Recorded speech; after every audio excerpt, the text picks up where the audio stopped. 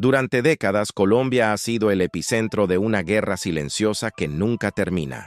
Una guerra que no se libra únicamente con fusiles o aviones de interdicción, sino con discursos, tratados internacionales y estrategias que cambian de rostro con cada gobierno. El narcotráfico, ese fenómeno que alguna vez se creyó controlado tras la caída de los grandes capos, ha demostrado ser una hidra que renace con cada intento de erradicación. Su poder no reside solo en la cocaína que exporta, sino en la complejidad social, económica y política que lo sostiene. Desde los años 80, el país se convirtió en un laboratorio global de políticas antidroga. Estados Unidos impuso el paradigma de la guerra, erradicación, extradición y represión. Colombia aceptó el papel de aliado estratégico, mientras su territorio se llenaba de bases militares, fumigaciones aéreas y desplazamientos masivos. Sin embargo, el resultado ha sido paradójico. Los cultivos se mueven, los grupos criminales se adaptan, las rutas cambian, pero el negocio continúa. En este contexto, surge un nuevo choque de visiones. Por un lado, Donald Trump, símbolo de la línea dura, del discurso nacionalista y de la vieja retórica de mano firme contra las drogas. Por otro, Gustavo Petro, un líder que propone replantear el combate al narcotráfico desde sus raíces estructurales: pobreza, desigualdad, exclusión y falta de oportunidades. Dos polos ideológicos opuestos que chocan en un mismo tablero: el del poder global y la economía ilícita. Mientras Estados Unidos acusa a Colombia de fallar en su lucha, Petro sostiene que el verdadero problema está en el norte, donde se concentra la demanda y el dinero. Trump, en cambio, afirma que el país se ha convertido en un santuario del narcotráfico bajo un liderazgo permisivo. Las tensiones escalan y las declaraciones cruzadas se convierten en titulares internacionales. Pero lo que pocos analizan es el trasfondo criminológico de esta disputa, la lucha por definir quién tiene la autoridad moral sobre un fenómeno que, en realidad, trasciende fronteras. La historia del narcotráfico colombiano no puede entenderse sin mirar su entramado interno, su relación con la geografía, con la desigualdad y con la corrupción institucional. Tampoco puede aislarse del contexto global, donde las rutas se tejen entre intereses políticos, financieros y militares. Lo que comenzó como un conflicto local por el control de un mercado ilícito, terminó siendo una guerra internacional con múltiples frentes. Hoy, en pleno siglo XXI, Colombia sigue produciendo gran parte de la cocaína que circula en el mundo. Pero los capos ya no se esconden en haciendas ni manejan ejércitos visibles. Se ocultan tras empresas, criptomonedas y estructuras que operan en silencio. El crimen se volvió sofisticado y con ello, la respuesta del Estado ha quedado rezagada. Este documental narrado busca exponer las múltiples capas de ese fenómeno: la evolución del narcotráfico, las nuevas lógicas del crimen organizado, el papel del Estado colombiano, la intervención extranjera y el impacto de las visiones contrapuestas de Petro y Trump. Porque más allá de la política y los discursos, el narcotráfico sigue siendo una sombra que condiciona el destino de un país entero. Y lo más inquietante es que, pese a las décadas de combate, el enemigo sigue sin rostro. Para comprender el presente, hay que volver al origen. El narcotráfico no nació como una conspiración internacional, sino como una consecuencia de las condiciones estructurales de una nación profundamente desigual. En las zonas más apartadas de Colombia, donde el Estado nunca llegó, los cultivos ilícitos se convirtieron en una opción de supervivencia. Los campesinos no se levantaron un día con la intención de desafiar la ley, simplemente eligieron el único camino que garantizaba sustento. La coca, una planta ancestral utilizada durante siglos por comunidades indígenas, fue transformada en el insumo de un mercado global. Durante los años 70 y 80, los grandes carteles convirtieron esa hoja en oro blanco.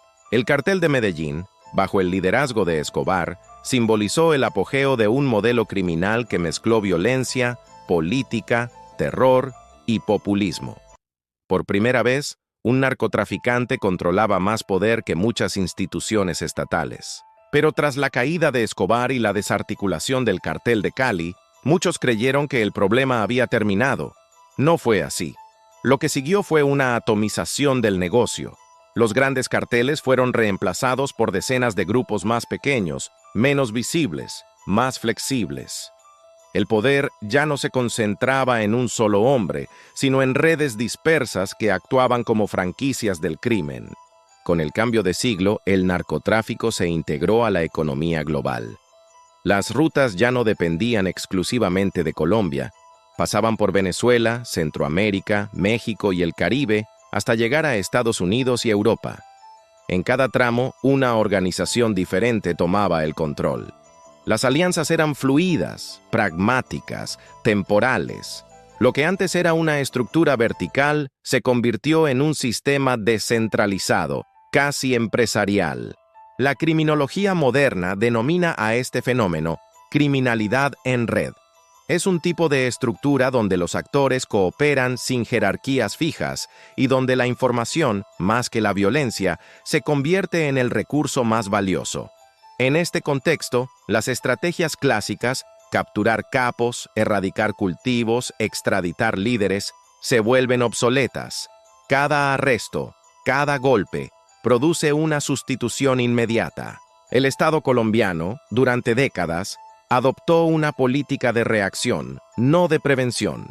Las campañas de erradicación aérea destruyeron cultivos, pero también arrasaron con la subsistencia de comunidades enteras.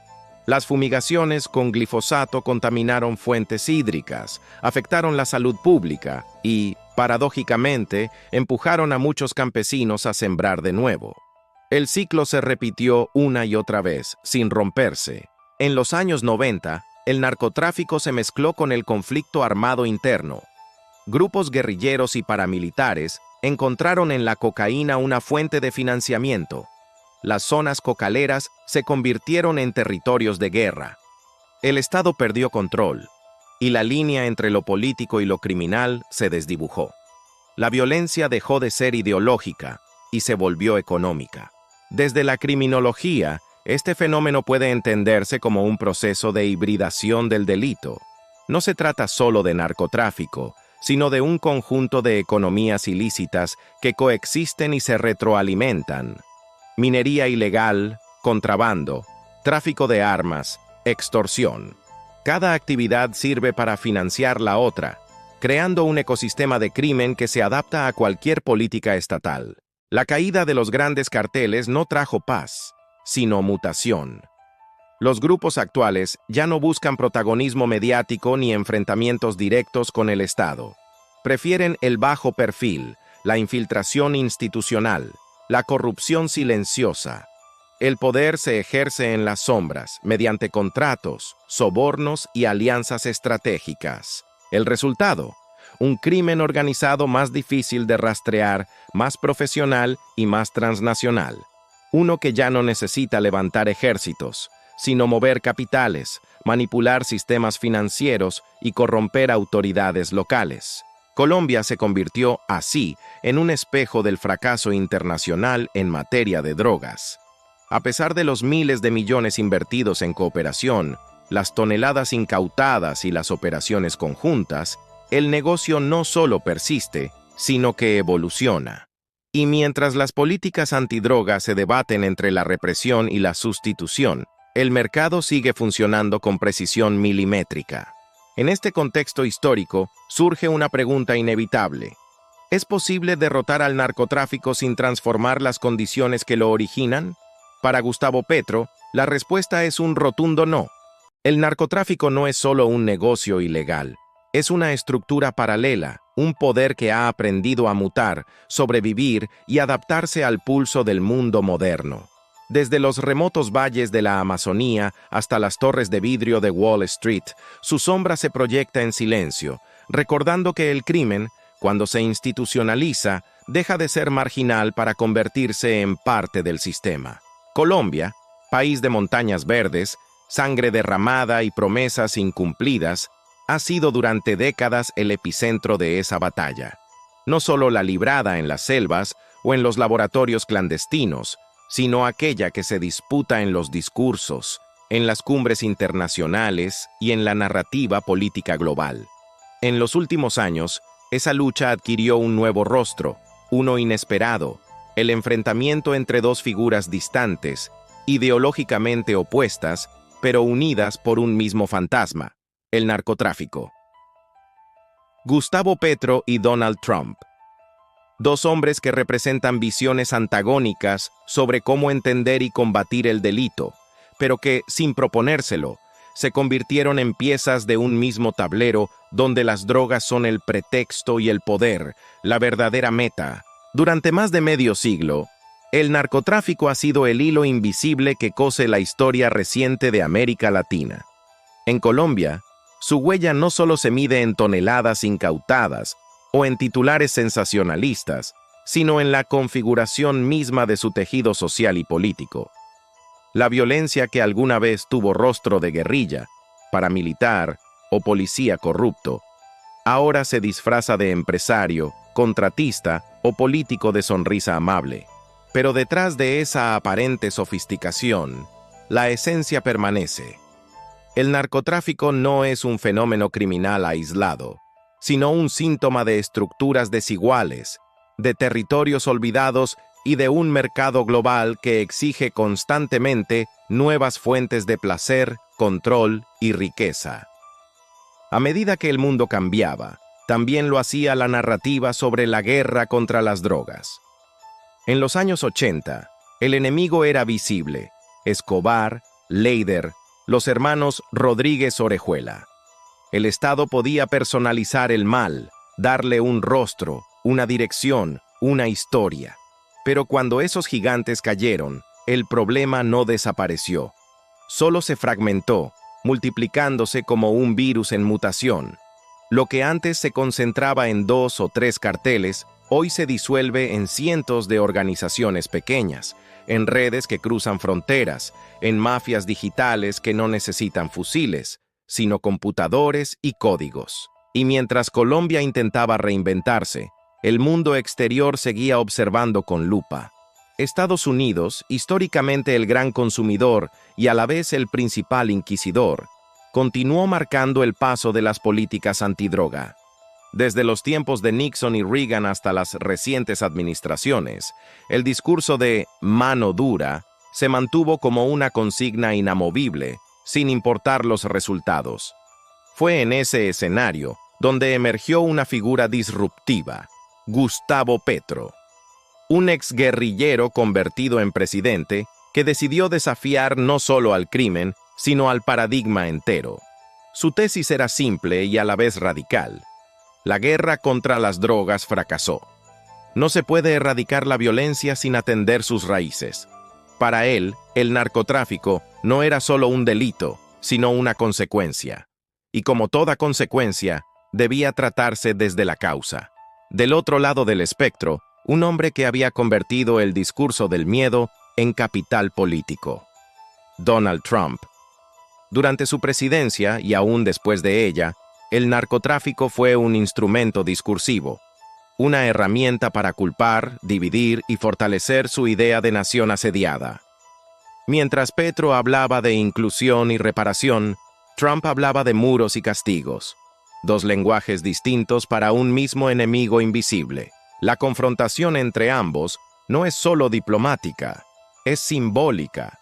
Representa la eterna lucha entre dos formas de entender el delito, como una enfermedad social o como una amenaza que debe ser exterminada. Para comprender el presente, hay que mirar hacia atrás. El narcotráfico en Colombia no nació del crimen, sino del olvido. En los años 70, mientras el mundo se sumergía en la cultura del consumo, las montañas del Cauca y los llanos del Putumayo se convirtieron en refugio para campesinos desplazados, sin tierra ni oportunidades. En esas regiones, la coca, una planta ancestral usada durante siglos por comunidades indígenas, se transformó en el salvavidas de los marginados. Era rentable, fácil de cultivar y tenía compradores asegurados. Lo que empezó como subsistencia pronto se convirtió en una economía paralela. A partir de ahí, el dinero fluyó como nunca antes. Aparecieron los intermediarios, los laboratorios improvisados, los enlaces con carteles mexicanos y estadounidenses, y con ellos, la violencia. La cocaína se convirtió en moneda, en poder, en símbolo de estatus. Lo que el Estado no ofrecía, infraestructura, empleo, protección, lo brindaban los narcos a su manera. Carreteras, escuelas, canchas de fútbol.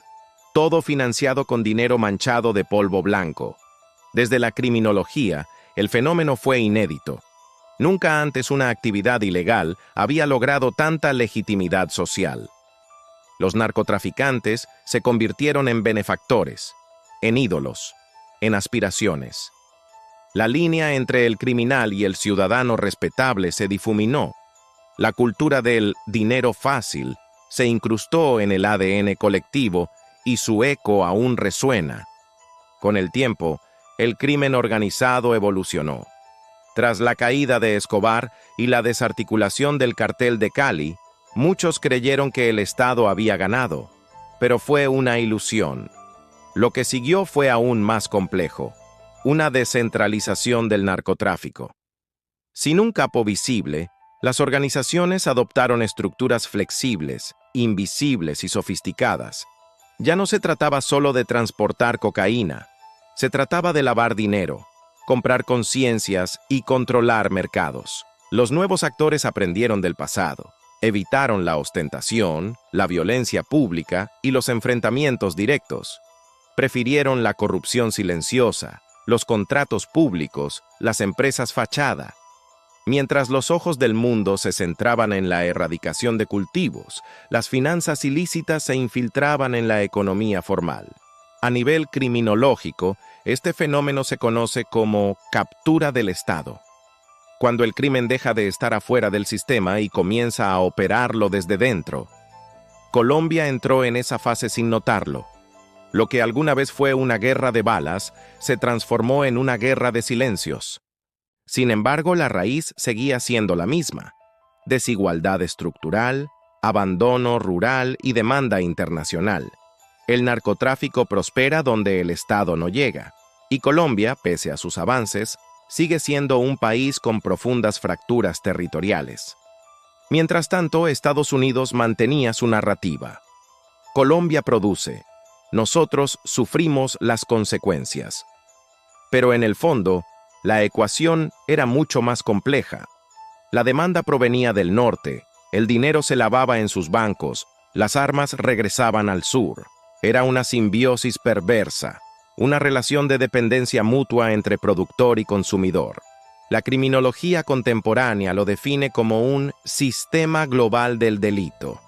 Redes transnacionales que operan bajo las lógicas del mercado capitalista, donde la ilegalidad no destruye al sistema, sino que lo alimenta. Y así, el narcotráfico se consolidó como el espejo más honesto del mundo moderno, un reflejo brutal de sus contradicciones. Gustavo Petro ascendió al poder en medio de un contexto saturado de historia y contradicciones. Colombia llevaba más de medio siglo intentando erradicar el narcotráfico sin lograrlo. Había pasado por todas las fórmulas posibles: represión, militarización, extradición y erradicación forzada. Cada una con su propio discurso de esperanza, cada una con su fracaso anunciado. Petro llegó con la promesa de un cambio. Para él, el problema no era la droga, sino la desigualdad. No eran las plantas, sino las condiciones sociales que las hacían inevitables. No eran los campesinos, sino la ausencia del Estado. Desde el primer día, su gobierno buscó redefinir los términos del debate. Habló de la paz total, un proyecto que buscaba integrar a todos los actores del conflicto, desde los grupos armados hasta las comunidades campesinas atrapadas entre el miedo y la necesidad. En su visión, el narcotráfico no debía combatirse con fuego, sino con presencia institucional, con educación, salud y desarrollo. El crimen, decía, no nace del mal, sino del abandono. La coca no era un enemigo, sino una consecuencia. La propuesta fue recibida con escepticismo. En un país acostumbrado a la retórica de la guerra, hablar de diálogo con criminales sonaba a rendición. Los sectores más conservadores, los militares y buena parte de los medios lo acusaron de debilitar al Estado. Pero Petro insistió. No buscaba justificar el delito, sino entenderlo. Desde una mirada criminológica, sabía que el castigo, por sí solo, no transforma estructuras. En Colombia, cada bala disparada contra un campesino cocalero no erradicaba una hectárea, sino que sembraba resentimiento.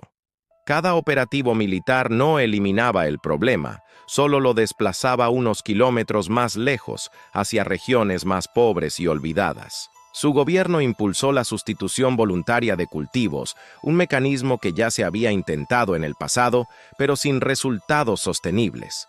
Esta vez, el enfoque era integral. No se trataba solo de reemplazar la coca por café o cacao, sino de crear condiciones económicas reales para que esas nuevas economías sobrevivieran. En teoría, era una estrategia coherente. Mientras hubiera pobreza estructural, la coca seguiría siendo rentable. Pero la práctica demostró que transformar décadas de dependencia no sería fácil. Los grupos armados, acostumbrados a financiarse con el narcotráfico, no vieron con buenos ojos la propuesta, tampoco las redes de corrupción locales que se beneficiaban del dinero ilícito. En los territorios donde Petro intentó implementar sus políticas, las amenazas aumentaron. Los líderes sociales fueron silenciados, los acuerdos saboteados y las rutas del narcotráfico siguieron intactas. Desde la criminología, este fenómeno no sorprendía. Los sistemas criminales complejos se defienden como organismos vivos, adaptándose a los cambios, absorbiendo la legalidad cuando les conviene y desafiándola cuando los amenaza. La visión de Petro se enfrentó también a los intereses internacionales. Estados Unidos, bajo la influencia del ala republicana y del legado discursivo de Donald Trump, presionó para mantener la política de erradicación forzada y extradición masiva. En Washington, su postura fue interpretada como un giro peligroso. Las agencias antidrogas acusaban a Colombia de reducir los operativos y de permitir un incremento en los cultivos. Los informes oficiales lo señalaban como una amenaza para la cooperación internacional. En los medios norteamericanos se hablaba de una política blanda ante el crimen. Pero lo que Petro buscaba no era indulgencia, sino eficacia. Entendía que la guerra contra las drogas no se había perdido por falta de balas, sino por exceso de simplificación. Desde los años 80, Colombia había sido el escenario de una guerra ajena, un experimento político donde las vidas campesinas eran el precio de una narrativa global. Las cifras eran contundentes. Cientos de miles de hectáreas erradicadas, decenas de miles de muertos, miles de millones invertidos. Y sin embargo, la producción de cocaína seguía en aumento. La ecuación era absurda, pero persistente. En su discurso ante la ONU, Petro habló con un tono que combinaba indignación y lucidez. La guerra contra las drogas ha fracasado, solo ha dejado muertos, destrucción ambiental y sociedades divididas. Ha criminalizado al campesino y protegido al banquero. Sus palabras resonaron en todo el continente. Por primera vez, un presidente colombiano no solo reconocía el fracaso, sino que desafiaba el modelo global. El narcotráfico, decía, no debía enfrentarse con fuego, sino con justicia social. El problema es que la justicia social no genera titulares inmediatos. La diplomacia internacional se mueve con estadísticas, no con intenciones. Mientras Petro hablaba de reformar las raíces del problema, las agencias estadounidenses medían hectáreas, toneladas y porcentajes. Para ellos, el éxito era cuantificable: menos coca, más cooperación. Para Petro, el éxito era cualitativo: menos desigualdad, más dignidad. Dos métricas distintas para una misma tragedia. Los expertos en criminología observaron con atención este cambio. El discurso de Petro representaba un intento de ruptura con la tradición punitiva. En lugar de considerar al delincuente como enemigo del Estado, lo concebía como resultado de un Estado ausente. Era un giro epistemológico, el delito ya no como acto individual de maldad, sino como expresión colectiva de desigualdad. En los centros académicos se discutía si esta postura podría reconfigurar el pensamiento penal latinoamericano, o si sería solo un gesto idealista condenado al fracaso. En el terreno político, las resistencias eran brutales. Cada vez que Petro hablaba de sustitución, sus opositores recordaban las zonas controladas por las disidencias de las FARC, los cultivos que servían para financiar estructuras criminales y los atentados contra líderes locales. La narrativa oficial durante décadas había enseñado al país a asociar la coca con el enemigo. Cambiar esa percepción requería más que leyes, requería transformar la cultura del miedo. Mientras tanto, la violencia persistía.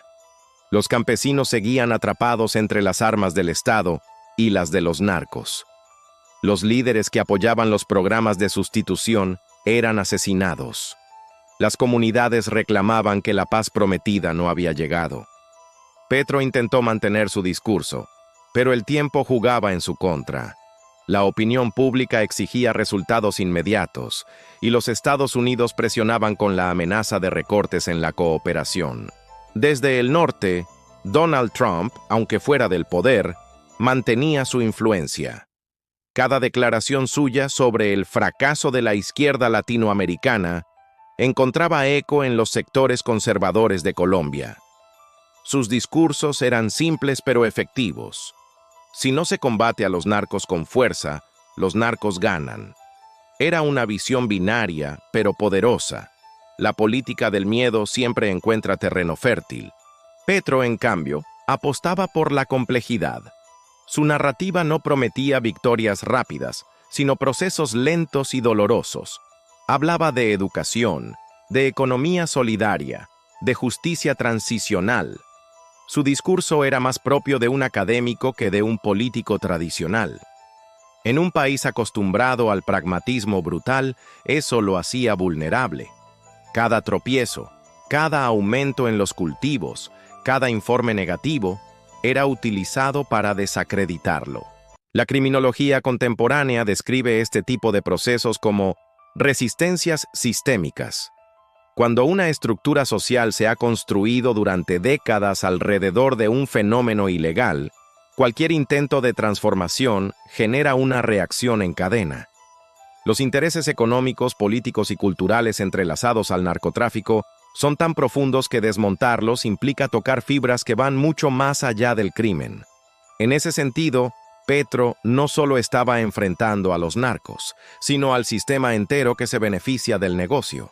A medida que avanzaba su mandato, quedó claro que su propuesta no buscaba eliminar el narcotráfico de inmediato, sino transformar las condiciones que lo hacen inevitable.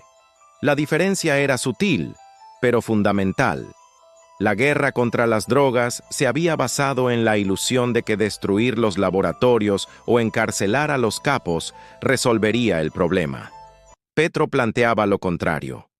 Mientras haya pobreza, desigualdad y exclusión, el narcotráfico encontrará un camino. La historia, sin embargo, parece tener poca paciencia con los reformistas. Las presiones internas aumentaban, los aliados internacionales se enfriaban y las cifras no mejoraban. Pero detrás de los números había un debate más profundo. ¿Puede un país redefinir su política criminal sin el aval de las potencias que la financian? ¿Puede romper el ciclo sin renunciar al apoyo económico que depende de mantenerlo vivo? Petro apostó que sí, aunque sabía que ese desafío lo enfrentaría no solo a los narcotraficantes, sino también al orden mundial que ellos reflejan. Trump siempre entendió el narcotráfico no solo como un problema de drogas, sino como una herramienta política. Durante su mandato, su discurso mezcló la seguridad nacional con la retórica del miedo. Cada palabra, cada declaración, cada tuit estaba diseñado para conectar con un sentimiento profundo en la sociedad estadounidense: la necesidad de control. Bajo su mirada, el tráfico de drogas no era solo una amenaza que venía del sur, era un símbolo del desorden, una excusa perfecta para reforzar la idea de que Estados Unidos debía blindarse frente a todo lo extranjero. Trump reconfiguró la narrativa del narcotráfico con una mezcla de populismo y pragmatismo. Para él, los cárteles no eran solamente organizaciones criminales, eran enemigos del Estado, casi equiparables a grupos terroristas. Bajo su administración, la Casa Blanca propuso designar a los principales cárteles mexicanos como organizaciones terroristas internacionales, una medida que habría permitido el uso directo de la fuerza militar en territorio extranjero. Aunque la propuesta no prosperó, dejó clara su intención: llevar la guerra contra las drogas a una escala aún más agresiva. Esa visión tenía raíces profundas en la historia reciente de Estados Unidos. Desde los años 70, con la política de War on Drugs de Nixon, la idea de que el narcotráfico debía combatirse con armas había penetrado la política norteamericana. Trump no inventó esa estrategia, pero la llevó al extremo. Su discurso combinaba el nacionalismo con la criminalización del extranjero, especialmente del latinoamericano. En sus mítines, el narcotráfico era parte del relato del enemigo externo, de la amenaza que justificaba el muro fronterizo y las políticas migratorias más restrictivas. Desde su perspectiva, los gobiernos latinoamericanos eran responsables de no controlar su territorio.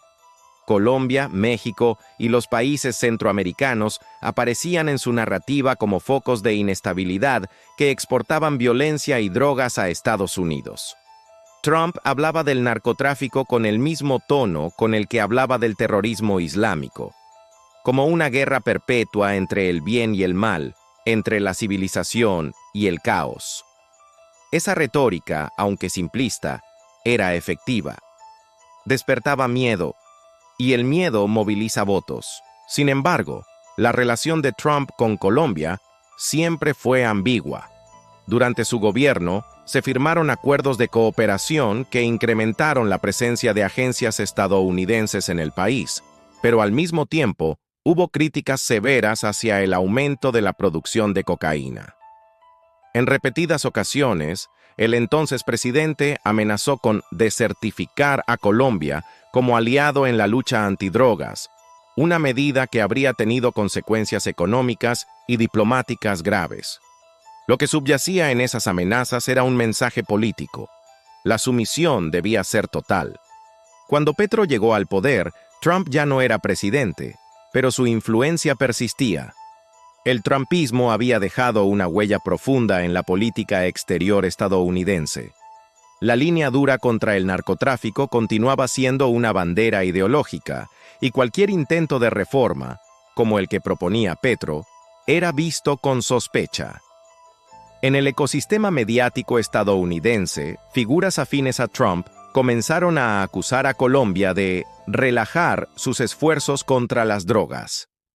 Programas de opinión y canales de noticias conservadores describían la política de Petro como una amenaza para la estabilidad del hemisferio.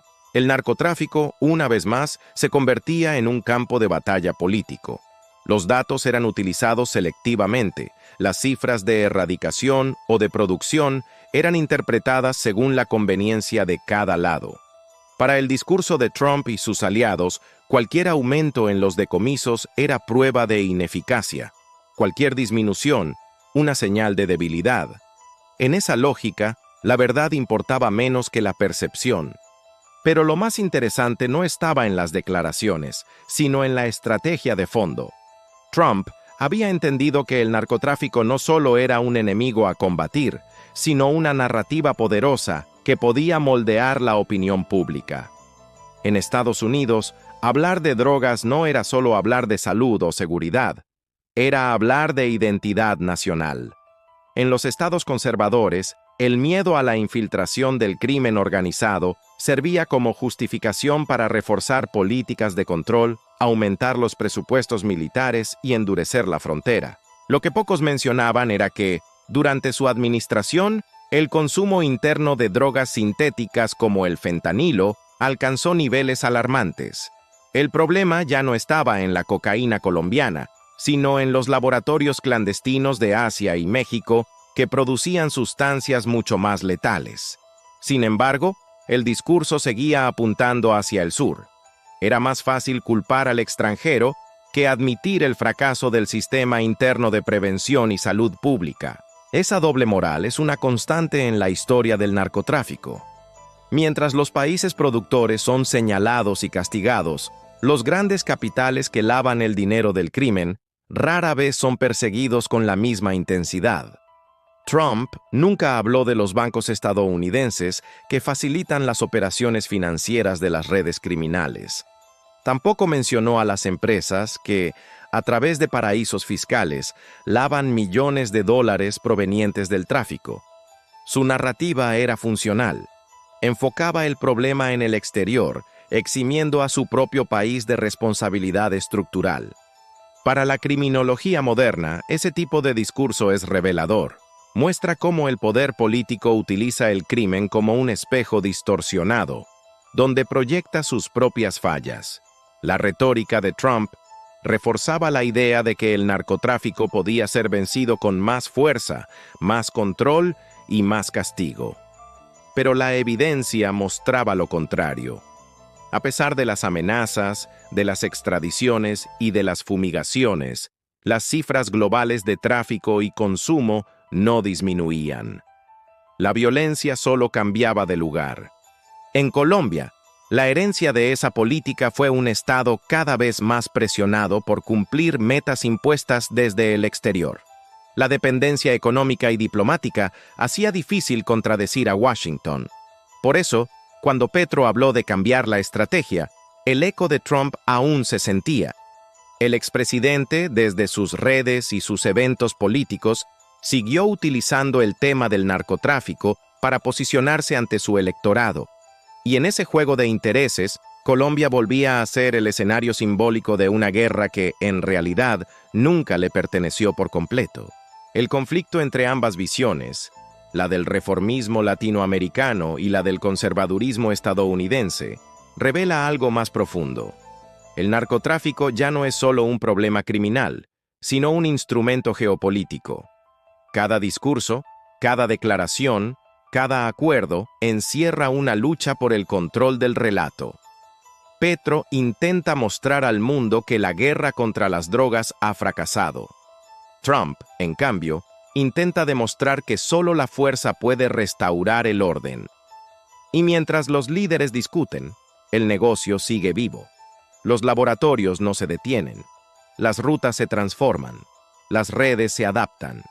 En el fondo, la lucha entre Petro y Trump no es tanto una guerra contra las drogas, sino una disputa por quién controla la narrativa del poder.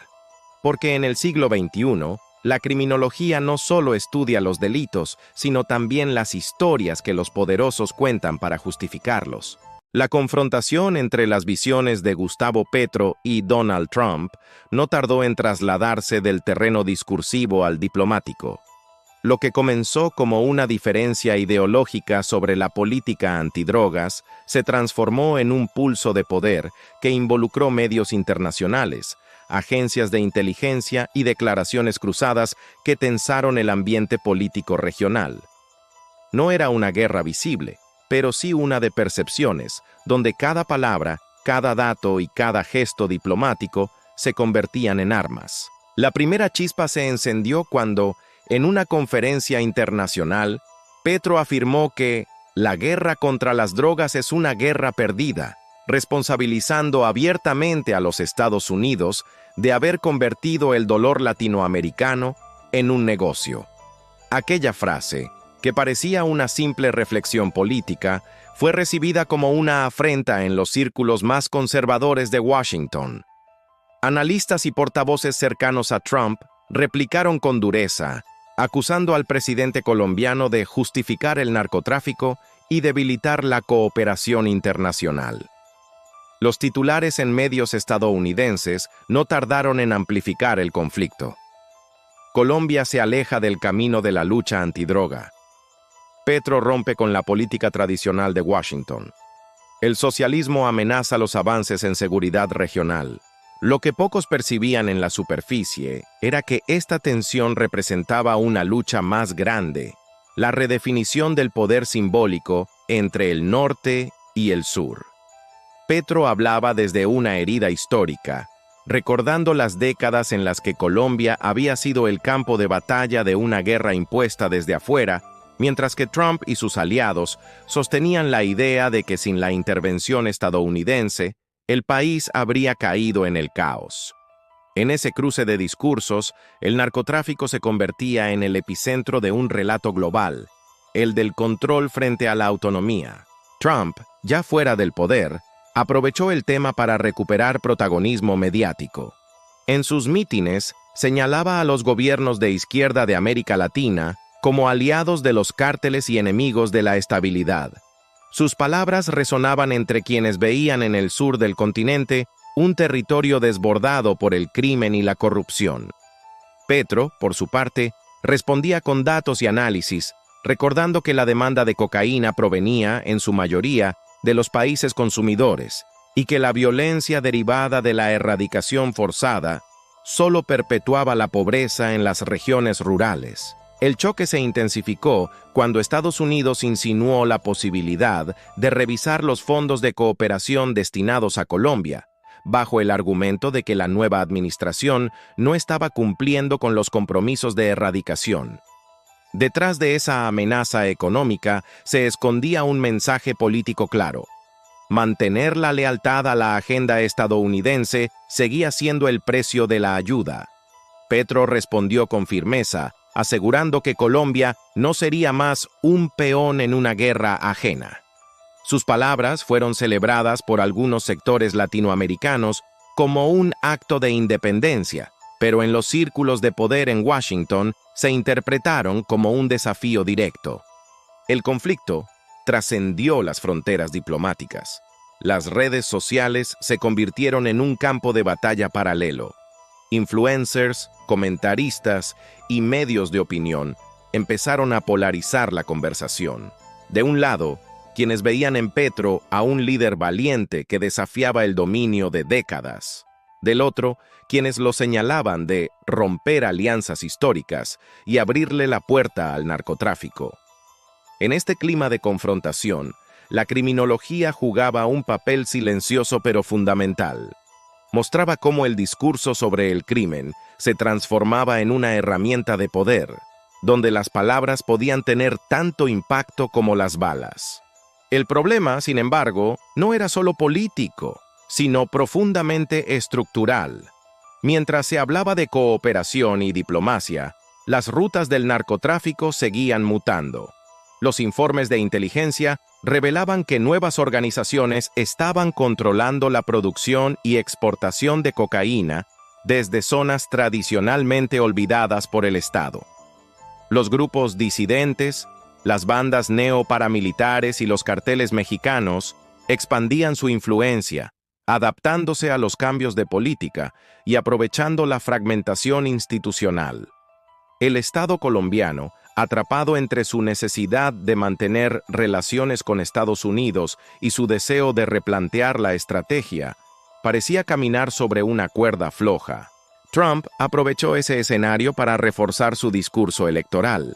Desde sus actos públicos, insistía en que la debilidad de los gobiernos progresistas había permitido el auge del crimen en el hemisferio. Sus declaraciones, cargadas de insinuaciones y medias verdades, encontraban eco en un público temeroso del tráfico de fentanilo y de la violencia transfronteriza. Aunque el vínculo entre el narcotráfico colombiano y la crisis del fentanilo era débil, la confusión era útil. El discurso político no necesitaba precisión, solo impacto. Del otro lado, Petro intentaba construir una narrativa alternativa.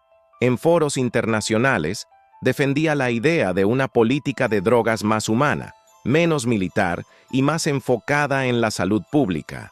Hablaba de sustituir cultivos de manera voluntaria, de ofrecer alternativas económicas reales y de reducir la violencia estructural que sostenía el negocio ilícito.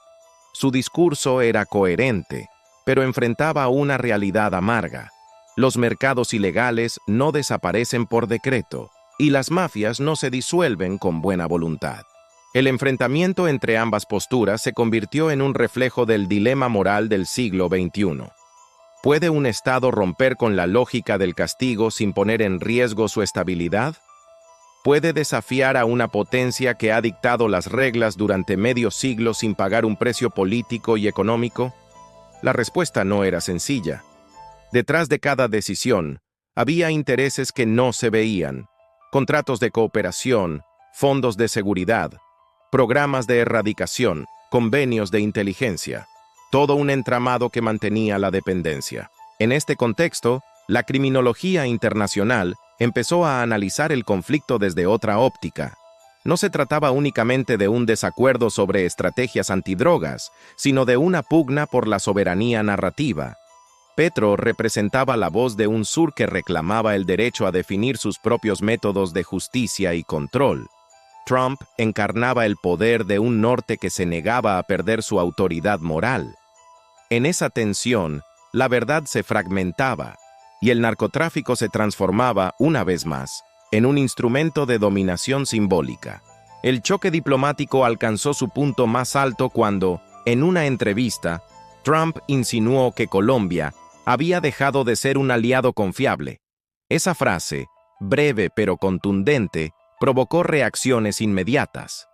Las bolsas locales cayeron, los medios internacionales replicaron el mensaje y los mercados interpretaron la declaración como una señal de posible inestabilidad. Petro respondió apelando a la historia, recordando que Colombia había puesto miles de muertos en una guerra que nunca fue suya. Sus palabras, cargadas de indignación y verdad, resonaron no solo como una defensa, sino como una denuncia. El enfrentamiento verbal dejó al descubierto algo que durante décadas se había disimulado. La relación entre Estados Unidos y Colombia no era de socios, sino de dependencia estratégica. Y el narcotráfico, más que un enemigo común, era el hilo que mantenía atadas a ambas naciones en un ciclo de poder y necesidad mutua. Uno necesitaba el control, el otro, la legitimidad. El eco de la confrontación entre las visiones de Donald Trump y Gustavo Petro trascendió las fronteras de Colombia y Estados Unidos, proyectándose sobre todo el continente. Lo que en apariencia era un debate sobre políticas antidrogas, se convirtió en un espejo de las tensiones globales entre el poder tradicional y los nuevos intentos de reinterpretar la justicia social y la seguridad. En cada foro, en cada encuentro diplomático, en cada informe de prensa, el narcotráfico volvía a ocupar el centro del escenario, no como una amenaza difusa, sino como un fenómeno político que definía las relaciones de poder en el hemisferio. La visión de Petro, que buscaba humanizar el conflicto y replantear la estrategia de represión por una de prevención y sustitución, empezó a ganar apoyo entre ciertos gobiernos de América Latina. México, Bolivia y algunos sectores en Brasil se sumaron a los llamados para revisar el modelo prohibicionista que había dominado durante medio siglo. Por primera vez, varios mandatarios de la región coincidían en que la guerra contra las drogas no solo había fracasado, sino que había fortalecido a los carteles y debilitado a los estados.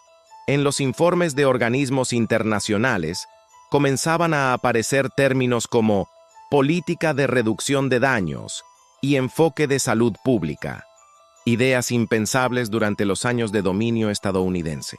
Sin embargo, la presión de Washington seguía siendo enorme.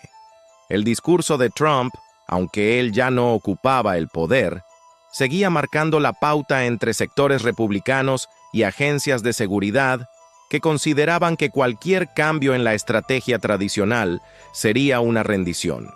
Cada propuesta de reforma era respondida con advertencias sobre el aumento del tráfico, el fortalecimiento de los grupos criminales y el riesgo para la seguridad hemisférica.